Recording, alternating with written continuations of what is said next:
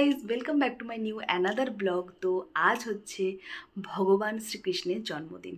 তো সেই জন্মদিন উপলক্ষে জন্মাষ্টমী বানানো হচ্ছে, আর আমি সেই জন্মাষ্টমী আজ বানাচ্ছি। আজ আমার সারাদিন নির্জলা ফাস্ট আছে, মানে ব্রত রেখেছি আমি। আর আমার হাতে এই যে দেখতে পেয়েছো তোমরা, এটা হচ্ছে যে শশা, যেটাকে সুন্দর করে কেটে এটাকে দেবকী মা মানে কৃষ্ণের যিনি মা, ওনার এটাকে গর্ভ বানানো হয়েছে। এটার মধ্যে এবার আমি আমার লাড্ডু গোপালকে রেখে দেব। ঠিক রাত 12টার সময় এইখান থেকে আমি কৃষ্ণের জন্ম দেব, মানে দেবকী মায়ের পেট থেকে কৃষ্ণের জন্ম হবে। তো সেগুলো সব কিছু তোমাদের সাথে আজ আমি শেয়ার করে নেব। আজ অনেক দিন পরে আমি ব্লগ বানাচ্ছি, আর আমার কাছে লাড্ডু গোপাল আছে, তোমরা সবাই সেটা জানো। তো আজকে একটা বিশেষ দিন আমার জন্য, খুবই স্পেশাল দিন। তো আমি ডিউটি থেকে এসেছি, নাইট ডিউটি থেকে স্নান টান করে পুরো রেডি হয়ে গেছি, আর এইদিকে আমি পুজোও করে নিয়েছি। দেখো পুজো হয়ে গেছে মোটামুটি, জাস্ট ভোগ লাগানো হয়েছে এখানে আমার দুটো লাড্ডু গোপাল। তো ভোগ লাগানো হয়েছে, এরপর আমি লাড্ডু গোপালকে ক্ষীরার মধ্যে মানে শশার মধ্যে রেখে দেব। এই যে এখানে আমার ট্রে রেডি হয়ে গেছে, এইভাবে গোপালজিকে শুইয়ে দিয়েছি।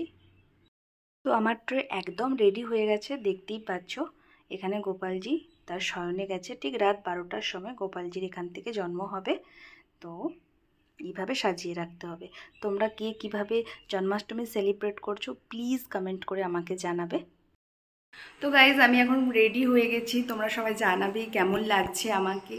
আর এই পুরো ডেকোরেশনটা মন্দিরের, এখানে গোপালজির পোশাক রাখা আছে, আর এখানে হচ্ছে দুধ, এখানে স্নান করানোর জিনিস রাখা আছে, আর এখানে লুচি, ফুলুরি, সিমইয়ের পায়েস, তারপর ফুল, এদিকে মিষ্টি, নাড়ু, চকলেট এইসব রাখা আছে। তো তোমরা জানিও কেমন লাগছে পুরো ডেকোরেশনটা। সবার প্রথমে আমি গোপালজিকে নিয়ে এলাম। গোপালজি এখন শশার মধ্যে আছে। রাত 12টার সময় গোপালজির জন্ম হবে। তো মানা যায় যে এখান থেকে শশা কেটে গোপালজিকে বের করা মানে দেবকী মায়ের পেট থেকে গোপালজিকে নতুনভাবে জন্ম দেওয়া। আর এখানে গোপালজির পঞ্চামৃত স্নান শুরু হয়ে গেছে।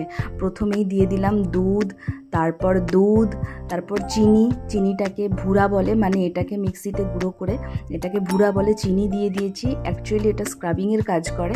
আর ঘি দিয়েছি, মধু দিয়েছি, পঞ্চামৃত দিয়ে স্নান করিয়ে গঙ্গা, যমুনা, সরস্বতীর জল তারপরে দিয়ে গোপালজিকে সুন্দর করে স্নান করানোর পরে ভালো করে মুছে তারপর গোপালজিকে শৃঙ্গার করা হলো। তো অ্যাকচুয়ালি আমার শরীর একদম ভালো ছিল না, আর নাইট ডিউটি করে এসে আমি অনেকই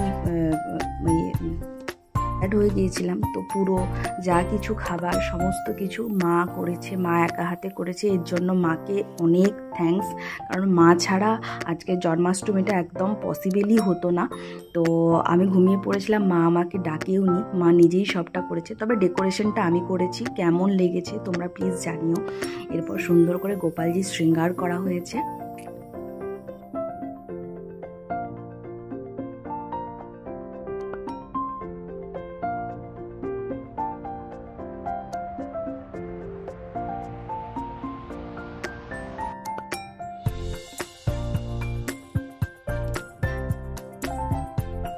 লাড্ডু গোপালের শৃঙ্গার হয়ে যাবার পর এখানে আমি আরতি শুরু করে দিয়েছি।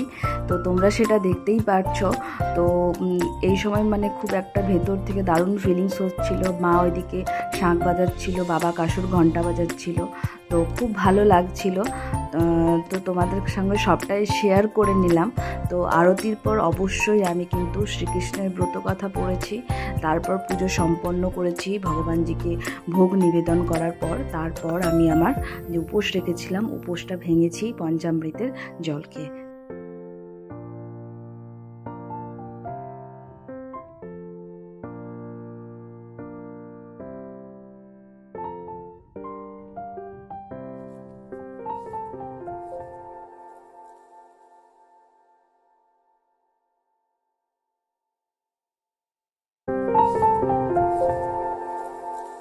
যথা পশুপতি মহাম বাক্য কংস করিয়া শ্রবণ, বসু ও দেবকীর করে বন্ধন মোচন, তৎপরে কি রূপে শত্রু করি বিনাশন, পরামর্শ করে লয়ে মন্ত্রীগণ, জন্মাষ্টমী ব্রত কথা হলো সমাপন। জয় কৃষ্ণ চন্দ্র বলি ডাকি সকল জন, কৃষ্ণ জন্মাষ্টমী ব্রত করে যেই সকল। তো গাইজ, আমার পুজো শেষ, এখন ঘড়িতে বাজে প্রায় 1:45। আমি আমার ফাস্ট ভেঙেও নিয়েছি। তো এই যে আমার গোপালজি, দেখতেই পাচ্ছ পুরো পুজোটা তোমাদের সাথে শেয়ার করেছি। খুব এনজয় হয়েছে, খুব ভালো করে পুজো করেছি, একদম মন শান্তি করে পুজো করেছি। তোমরা অবশ্যই জানিও ব্লগটা কেমন লাগলো, আর তোমরা জানাতে ভুলবে না তোমরা কিভাবে জন্মাষ্টমী সেলিব্রেট করেছো। তো চলো আমি এখন কিছু খেয়ে নিই, কারণ ফার্স্ট তো ভেঙেই নিয়েছি, এবার একটু জল খাবো, কিছু খাবার খাবো, তারপর গোপালজিকে ঘুম পাড়িয়ে নিচেও শুয়ে পড়বো। তো একটু টাইম লাগবে, এতটা ব্লগ করার জন্য কেউ আর নেই অ্যাকচুয়ালি। তো কেমন লাগলো ব্লগটা তোমরা কিন্তু অবশ্যই জানাবে, আর আমার চ্যানেলটাকে লাইক কমেন্ট সাবস্ক্রাইব করতে কিন্তু একদম ভুলবে না। হ্যাঁ, আর অবশ্যই কমেন্ট করে জানাবে কিন্তু কেমন লাগলো আমার জন্মাষ্টমী। হ্যাপি জন্মাষ্টমী। চলো বাই।